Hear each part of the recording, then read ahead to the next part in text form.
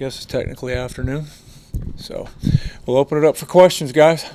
Jay, without Bless, where do you go from there at the cornerback? I know last 2 games you've had to go without him, but if he's assuming he's out long term with the surgery and everything, where do you go from there? How do you rebound at the cornerback position? Well, we got to keep going just like we have been. Hopefully Trey Avery will be back in the picture soon. He's did some really good things throughout the course of training camp, and before he was injured, really liked where he was from a progress standpoint. And Avery will continue to play, and we've got to just keep getting better and go along as we are. The guys that are back there working hard, and as our depth situation is a little bit touchy right now. So the guys that are in there are doing the best that they can do and working hard at it, and that's how we're going to move forward.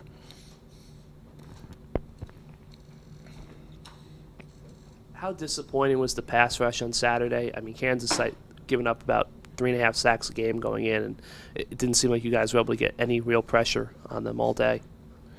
That isn't near as front and center to me, obviously, as the things that happen in the rush defense. So, they didn't throw the ball as much, and they didn't have to because of the way the game went. So I think the frequency or the opportunities, I guess, maybe is a better way to put it, for our chance to rush the passer weren't as great.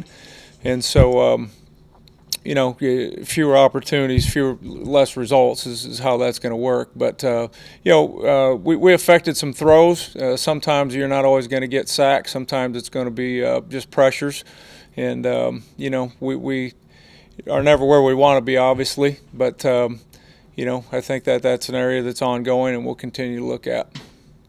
How difficult is it for a kid like Avery Young, who doesn't have a lot of experience, to be learning on the fly and learning, Well, you look across the country, a lot of teams have a freshman or two or maybe more than that are playing. And, fortunately for him, he's one of the guys that's on the field right now who has not had to have multiple roles. As you guys know, we've got several people on our side of the ball, and probably on offense too, that are having to learn more than one position because of our depth situation. So from his standpoint, at least he's been able to stay in that one spot and continue to do the same types of things throughout training camp in the first 3 games. And so as the season progresses, hopefully he just continues to get better at what he does. But he is in a groove, at least, of being able to play in the same calls and the same assignments, which is a good thing.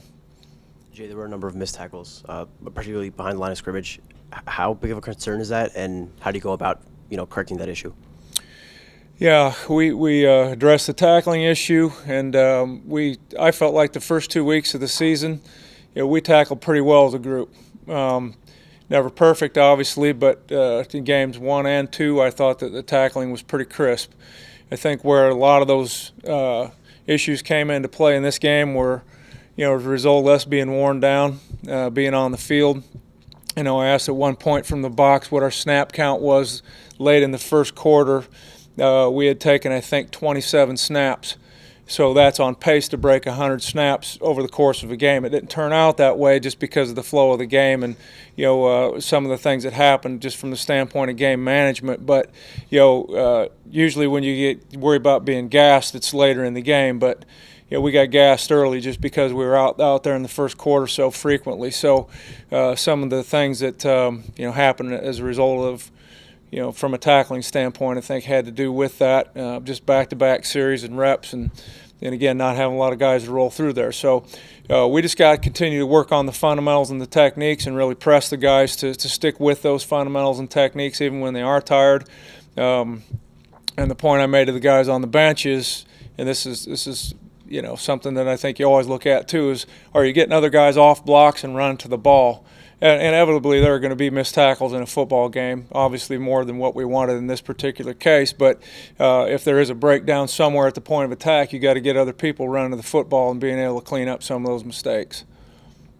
Jay, part of coaching is probably about gauging the pulse of your team, your locker room, your defensive guys. You give up 50 points 2 weeks in a row. What's the psyche of the team won, and how do you improve, the mental approach, I guess, to giving them 50 points in a game? Well, as I told the guys in the unit meeting yesterday, you're never as good as you think, you're never as bad as you think. Somewhere in between is reality. We had 6 plays that broke out in the run game, It totaled over 200 yards. There's 38 other rushing attempts that they had that when you average it out, netted about 4 yards per carry, which is not our goal. Our goal is 3.3. That's a little bit high, but it's a number that you can at least live with. So I think what you have to do is just realize that it's not broken. It's not like everything's just falling apart. But you have to play a complete game, and you have to be consistent doing it. And even if it's just 5 or 6 plays, in the case of those 5 or 6 runs that broke out, hey, they broke out. We're accountable. We're responsible. Those points go on the board. And we've got to find a way to obviously not let that happen. But we had some issues with run fits. And, again, some guys playing in positions they weren't quite used to playing. But, we just got to go back and just continue to stress staying with the process and not press the panic button, because when you put the film on, honestly, there are lots of good plays in there too. And we got to just realize when we don't do it right what it looks like, and when we do it right what it looks like. You mentioned the lack of depth. Did Mohamed Wainwright? Did you have to play him at linebacker? Is that a new role for him? Or we did put him in the Sam backer spot for a couple of snaps. We tried to give Tyreek Williams a few blows in the game. That was one way to do it, and the other was to go to nickel.